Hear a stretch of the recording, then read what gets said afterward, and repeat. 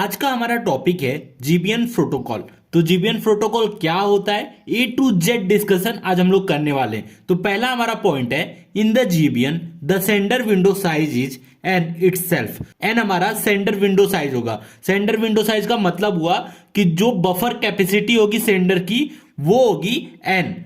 हमारा second point है, in the GBN the receiver window size is equal to 1 always. मतलब sender का window size होगा N लेकिन रिसीवर का विंडो साइज हमेशा 1 होगा। चलिए इस चीज को हम लोग डायग्राम से समझते हैं क्या बोलना चाहता है। सपोज ये देखिए हमारा विंडो साइज कितना है, 5 है। मतलब सेंडर का विंडो साइज है 5 और रिसीवर का विंडो साइज है 1। तो सेंडर का 5 विंडो साइज है तो क्या करेगा, इस विंडो में जितने भी मतलब पैकेट रहेंगे, मैसेज पैकेट रहेंगे, उन सारे मैसेज पैकेट को एक साथ रिसीवर के पास सेंड कर देगा। अब देखिए पैकेट नंबर 0, पैकेट नंबर 1, 2, 3, 4, मतलब जितने भी 5 पैकेट है पांचों को क्या किया, रिसीवर के पास भेज दिया। अब जैसे पैकेट नंबर 0 रिसीवर के पास आएगा तो रिसीवर क्या करेगा, इसका एक्नॉलेजमेंट भेजेगा सेंडर को। ठीक है, इसका एक्नॉलेजमेंट भेज दिया। अब ये देखिए इसका एक्नॉलेजमेंट आ गया। एक्नॉलेजमेंट आने से ही जैसे ही आएगा वो सेंडर क्या करेगा, अपना जो 0 है बफर स्पेस 0 खाली कर देगा। मतलब इसको कट करके एक बफर स्पेस बनाएगा, क्योंकि एक डिस्कार्ड कर देगा, एक ऐड करेगा। तो ऐड क्या होगा, अब सपोज विंडो का साइज 5 है तो हम लोग जो अगला रहेगा वो रहेगा 5। देखिए 5 पैकेट नंबर 5 को हम लोग शेयर करेंगे। तो हम लोग शेयर करते हैं। ये देखिए पैकेट नंबर मैंने 5 शेयर कर दिया, पैकेट नंबर 5 शेयर किया। तो इसी टाइम पे समझ लीजिए कि पैकेट नंबर 1 रिसीवर को रिसीव हुआ तो ये रिसीवर क्या करेगा, इसका एक्नॉलेजमेंट भेजेगा। सपोज इसका भी एक्नॉलेजमेंट आ गया, ये देखिए इसका भी एक्नॉलेजमेंट आ गया रिसीवर के पास, तो फिर से एक बफर स्पेस खाली हो जाएगी। तो ये देखिए 1 को डिस्कार्ड करके एक और बफर स्पेस बनाएगा। अब जो हमारा मैसेज पैकेट रहेगा वो 6 होगा। मतलब मैसेज पैकेट 6 आ गया, तो 6 आ गया तो ये क्या करेगा, मैसेज पैकेट 6 भी भेज देगा। ये देखिए पैकेट नंबर 6, पैकेट नंबर 6 भेज दिया। अब देखिए अब इसी टाइम पे पैकेट नंबर 2 भी रिसीवर को रिसीव हुआ तो रिसीवर क्या करेगा, इसका भी एक्नॉलेजमेंट सेंडर को भेजेगा। तो इसका एक्नॉलेजमेंट भेज दिया। अब एक्नॉलेजमेंट भेज दिया तो ये क्या होगा, बफर स्पेस से 2 गायब हो जाएगा और एक स्पेस बन जाएगा मैसेज पैकेट 7 के लिए। तो मतलब अभी हमारे पास बफर में 3, 4, 5, 6, 7 मैसेज पैकेट है। पैकेट नंबर 7 है तो इसका क्या करेगा, इसको भी भेज देगा पैकेट नंबर 7 रिसीवर के पास पैकेट नंबर 7। ठीक है, हमने इतना भेज दिया। अब जब देखिएगा पैकेट नंबर 3 इसको रिसीव नहीं हुआ, फिर डायरेक्ट पैकेट नंबर 4 रिसीव हुआ। तो पैकेट नंबर 4 जैसे ही आएगा रिसीवर के पास तो रिसीवर क्या समझ लेगा, पैकेट नंबर 3 लॉस्ट हो गया है। जब लॉस्ट हो गया तो जितने भी आउट ऑफ ऑर्डर पैकेट रहेंगे, ये देखिए सारे आउट ऑफ ऑर्डर पैकेट है, इस सारे आउट ऑफ ऑर्डर पैकेट को डिस्कार्ड कर देगा रिसीवर। फिर से हम लोग क्या करेंगे, जब डिस्कार्ड करेगा तो पैकेट नंबर 3 को वापस से भेजना पड़ेगा। तो भेजेगा कैसे, देखिए पैकेट 3 का क्या होगा, टाइम आउट टाइमर होगा, टाइम आउट टाइमर होगा। अब ये टाइम आउट टाइमर जैसे ही कंप्लीट होगा तो पैकेट 3 ऑटोमेटिक सेंड हो जाएगा। अब यहां से सेंड होगा, ठीक है, पैकेट नंबर 3 सेंड हुआ, पैकेट 3 सेंड होगा, पैकेट नंबर 3 सेंड होगा, इसके बाद पैकेट नंबर 4, 5, 6, 7, मतलब ऐसे भेजते रहेगा पैकेट को। लेकिन इसमें ड्रॉबैक क्या हुआ, अब देखिए आउट ऑफ ऑर्डर पैकेट जैसे ही रिसीवर को मतलब रिसीव हुआ उसको क्या कर दिया, इसने डिस्कार्ड कर दिया। मैं यहां लिख भी दे रहा हूं, out of order packet discarded by receiver. Receiver ने क्या किया, आउट ऑफ ऑर्डर पैकेट पाते ही मतलब डिस्कार्ड कर दिया सारे आउट ऑफ ऑर्डर पैकेट को। अब लेकिन इसका ड्रॉबैक ये है, अब सपोज इतना उसने वापस कर दिया, जीबीएन यही बोल रहा है गो बैक एन, मतलब गो बैक एन, जैसे पैकेट नंबर 3 लॉस्ट हुआ तो गो बैक एन मतलब वापस से 3 पे जाओ। अब वापस से 3 पे आ गया, 3 से वापस से पैकेट नंबर 4, 5, 6 ऐसे भेजते रहेगा। तो इसीलिए इसका नाम है गो बैक एन। जीबीएन का मतलब ये क्या हो गया, गो बैक एन प्रोटोकॉल। तो एन का मतलब sender window side, window side यहाँ क्या है 5 है। तो ये समझ गए होगा आपका जीबीएन प्रोटोकॉल कैसे वर्क करता है। ठीक है, अब हम लोग इसके कुछ पॉइंट भी देख लेते हैं। अब ये देखिए हमारा थर्ड पॉइंट है, out of order packet is not receive bye receiver. मतलब रिसीवर अगर आउट ऑफ ऑर्डर पैकेट पाता है तो वो क्या करेगा, उसको डिस्कार्ड कर देगा, उसको रिसीव नहीं करेगा। अभी हमने यहां देखा है, देखिए आउट ऑफ ऑर्डर पैकेट क्या किया, इसने डिस्कार्ड कर दिया। हमारा फोर्थ पॉइंट है timer is maintain only for the first frame right most in the window because if its timer expire the sender assume that rest of the frame are also not received by the receiver because out of order deliver is rejected। इसका मतलब क्या हुआ कि suppose इस window में अभी last में क्या था, लास्ट में विंडो में क्या क्या रह गए, पैकेट नंबर 3 4 5 6 7 इतने मतलब मैसेज पैकेट थे।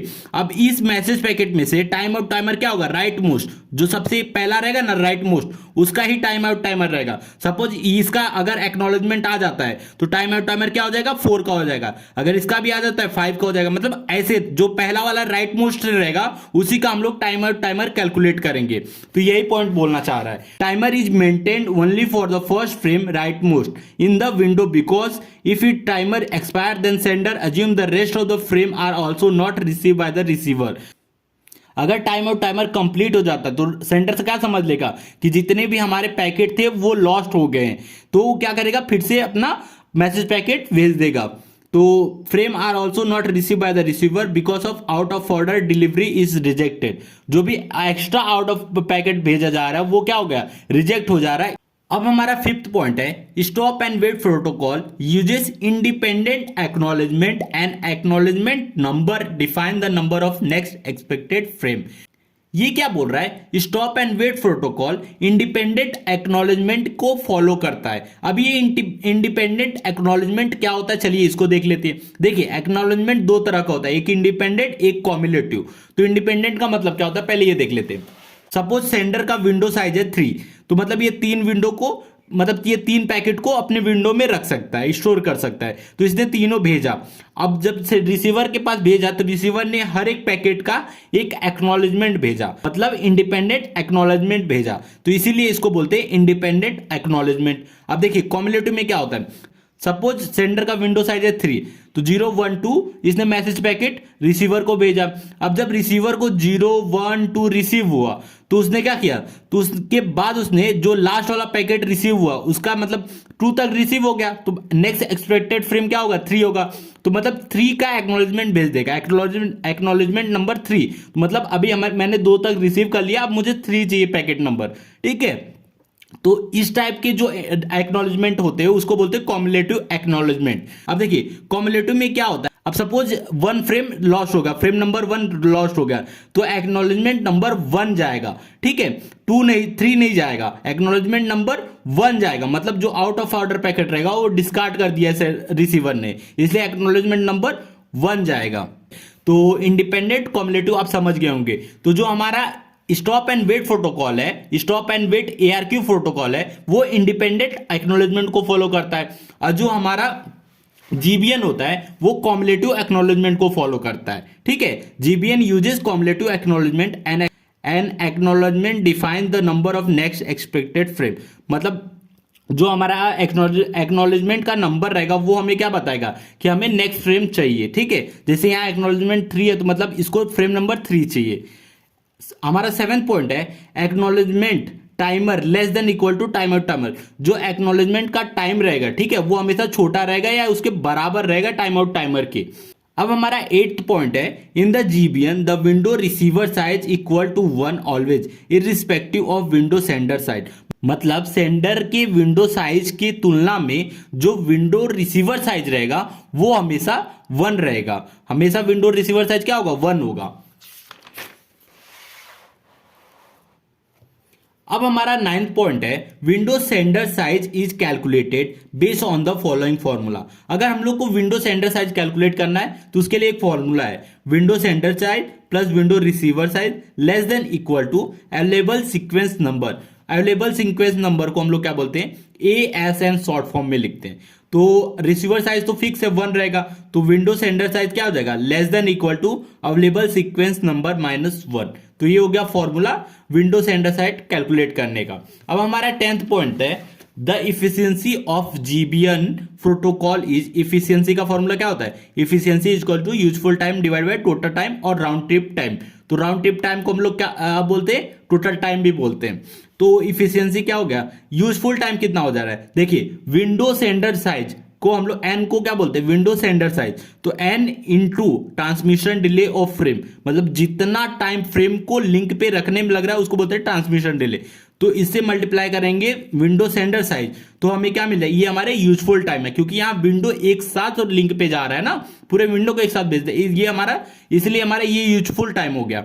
तो और टोटल टाइम क्या होता है, transmission delay of frame plus 2 into propagation delay plus queuing delay plus processing delay plus transmission delay of acknowledgement. Efficiency का ये करेक्ट फॉर्मूला है। अब हमारा 11th पॉइंट है, the throughput of GBN protocol is, throughput क्या होता है, N into length of the frame, N क्या है, windows sender size into length of the frame divide by total time. अब N into length of the frame divide by total time का formula वही है, transmission delay of frame plus 2 into propagation delay plus queuing delay plus processing delay plus transmission delay of acknowledgement. और एक formula है throughput का, efficiency into bandwidth. ये चीज हमने स्टॉप एंड वेट प्रोटोकॉल में हमने प्रूफ किया था कैसे आएगा। अगर आपने ये चीज नहीं देखा है तो हमारे प्लेलिस्ट सेक्शन में जाके आप देख सकते हैं कैसे मैंने प्रूफ किया था, throughput equal to efficiency into bandwidth. तो ये हो गया हमारा जीबीएन प्रोटोकॉल। तो वीडियो अच्छा लगा तो प्लीज वीडियो को लाइक और हमारे चैनल को सब्सक्राइब कीजिए।